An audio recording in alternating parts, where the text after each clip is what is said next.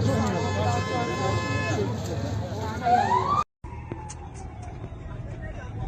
yardım etsin lan. Vallahi koca ev yanıyor lan. Çalışanım yaktı kalktı.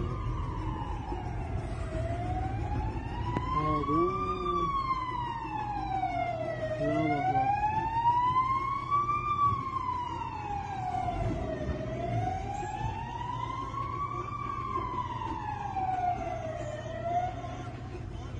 Evet, evet.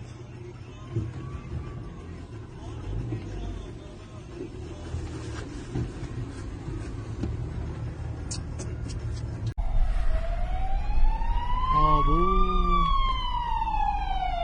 Ya bak lan.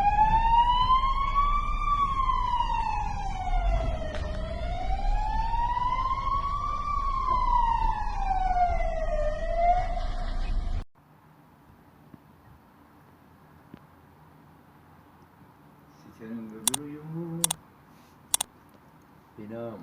Site.